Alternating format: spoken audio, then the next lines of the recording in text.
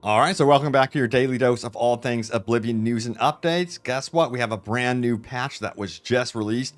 But what in the world is in the patch? We're going to talk about that. We got some new responses from Bethesda about this recent patch. And yes, the patch has also caused some issues that we definitely need to dive into. Like, why does it seem like my DLSS is not working at all? Well, that is happening to a lot of you guys, and there is an actual workaround right now. Plus, some important workarounds for you guys on how to improve performance overall. So that's really important. And yes, Nintendo has been called out recently because of the success of Oblivion. We're going to talk about that and how Nintendo really needs to pay attention to what Bethesda is doing and how the gaming culture is shifting in this direction, which I personally love. But we also got to talk about weapon and level scaling because not much has changed in this regard from the original, and some players are not too happy about that one, but there is something that you can do about it.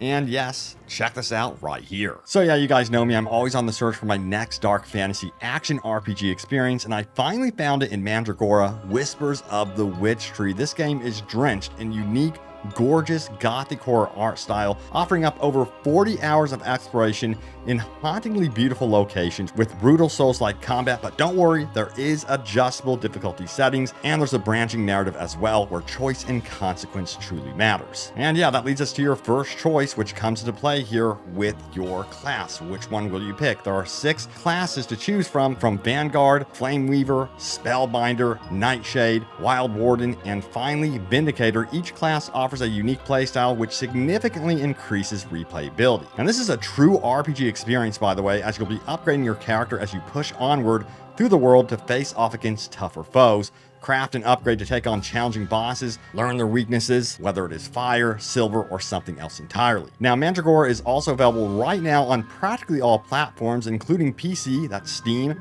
GOG, Epic Game Store, PlayStation 5, Xbox Series X, and Series S, so go get it. Check it out by following that link in the description below, and join me in a hauntingly beautiful action RPG in Mandragora, Whispers of the Witch Tree. Check it out. So yeah, let's go ahead and talk about this brand new update, which was just released. Now, if you're on Steam, you probably have not been prompted for this update just yet. If you're on Xbox Game Pass through Xbox or PC, yes, you did receive this update, and it seems to come with some brand new performance enhancements. So we have this comment here, no notes yet about patch notes, but it seems like big performance gains on Xbox and some bug fixes. The only one I noticed in my brief test was that weapons are consistently shown on the character in the UI now. So we're seeing some improvements there. However, this update does have some problems. Check it out right here.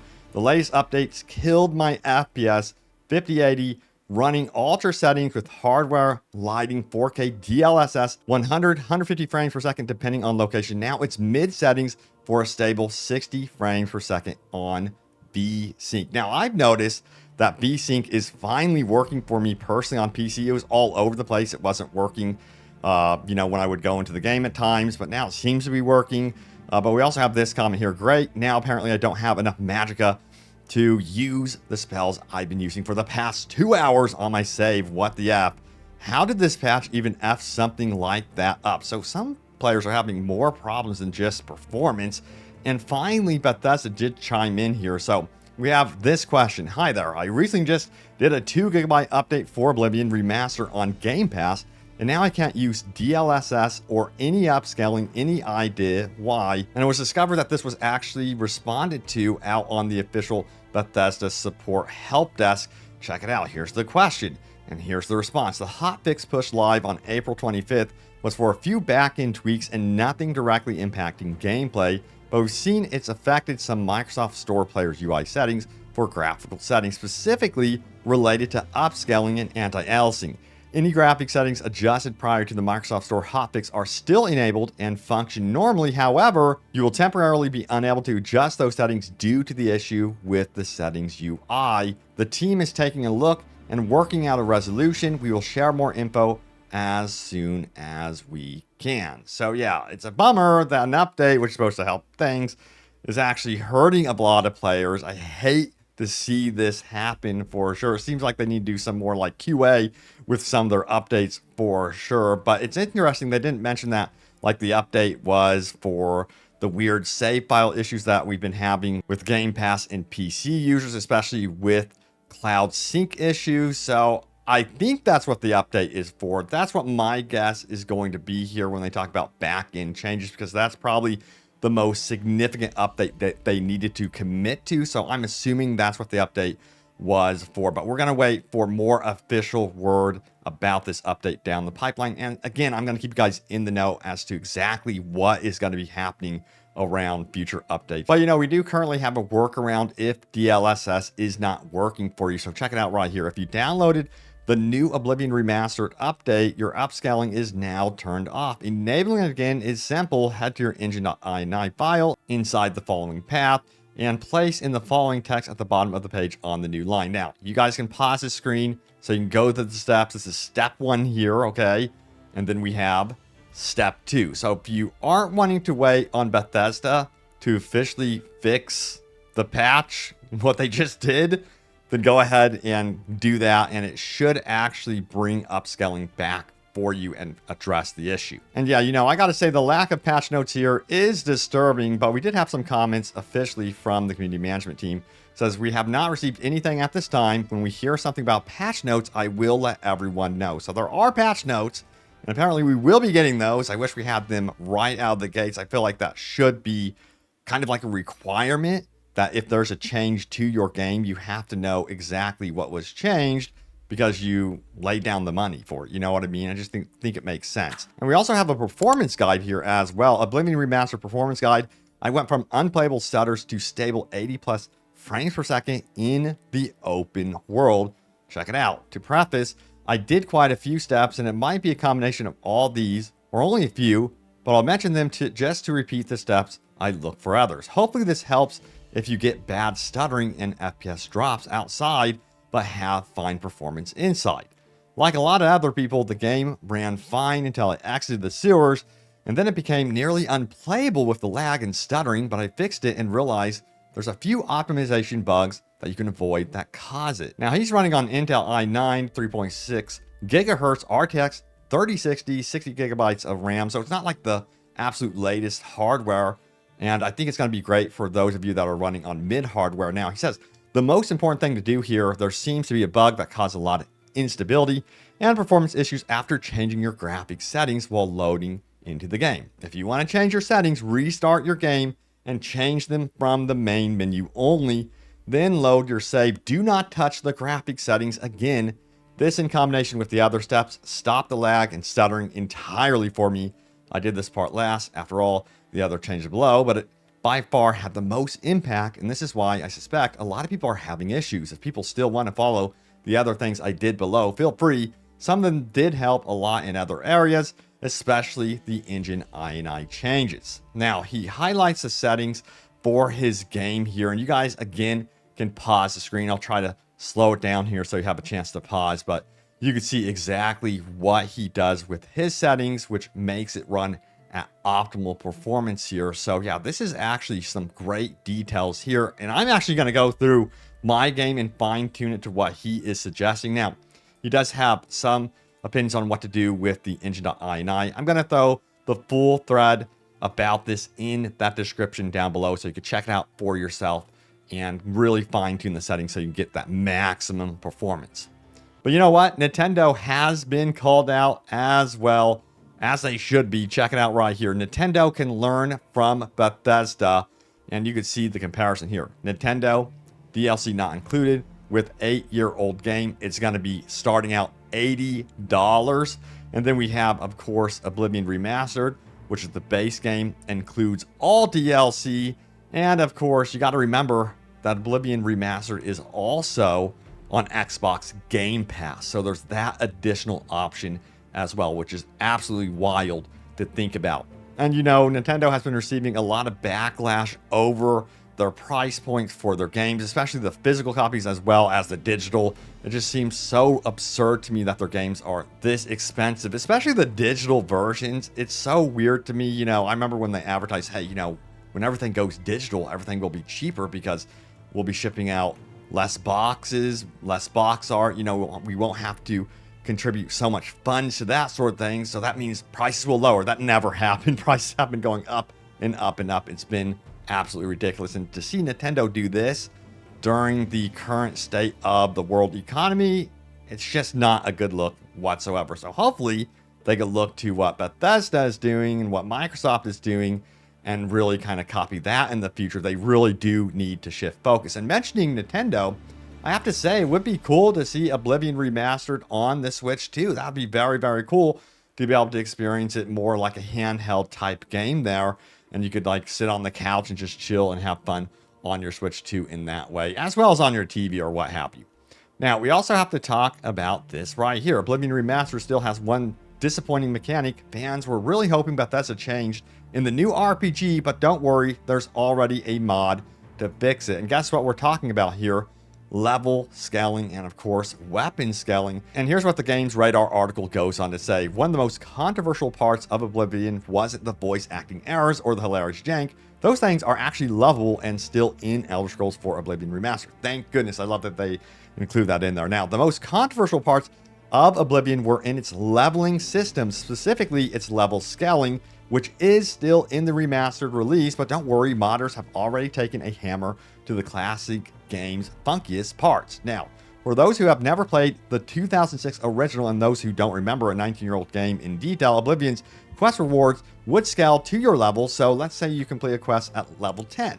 You'll be rewarded with a level 10 sword, but if you complete the same quest at level 25, you'll get the level 25 version of the same weapon. Enemies scale similarly as you get stronger and stronger. Certain enemy types will almost disappear entirely from the game and be replaced with tougher, spongier foes such as minotaurs or bandits who are somehow equipped from head to toe with super rare armor that kind of made walking around Cyrodiil unbelievable. But how are you guys feeling about level scaling right now? Do you feel like it's fine? Do you feel like this is over-exaggerated? And do you think Bethesda should take an approach to this and adjust it or just keep it as is? Now, the article does go on to state this here. The decision to leave level scaling of this kind is eyebrow-raising, especially since Skyrim had a neat workaround for the problem and fans have been outspoken about the disappointing system for ages. But again, good old trusty modders have already come to our rescue. The unleveled item rewards mod, for example, makes all leveled items in the game unleveled because this very concept infuriates me. Modder TrainWiz writes, like, my God, why? What kind of insanity made anyone think that this was a good idea? When I learned that quest rewards still pull from a level pool like some sort of troglodyte moron game made for idiots, I was overcome with an impossible, incomprehensible fury. TrainWiz jokes in the mod's description. I blacked out, but when I awoke, this mod suddenly existed. And anyway, this mod makes it so that any level of quest reward in all the base game and all the DLC, I may have missed some, so tell me if I did, will always be the best possible quest reward for you to get. So that's nice that we already have a mod for this. I can't believe that the game has barely been out and we're already getting pretty damn good mods. Now, in addition to that, they did know here for the odd enemy scaling, there's the balanced NPC level cap mod as well that does what it says on the tin, adds consistent level caps to 1,400 plus NPCs from the base game and all DLCs. It does so by adding max level cap for enemies, but since this was a mod designed for the original game, there may be some issues as modding is not officially supported yet. But I will throw this article in the description below, as well as links to those mods so you can go get them and check it out, especially if you do not like how level and weapon scaling currently works. Now, we have this.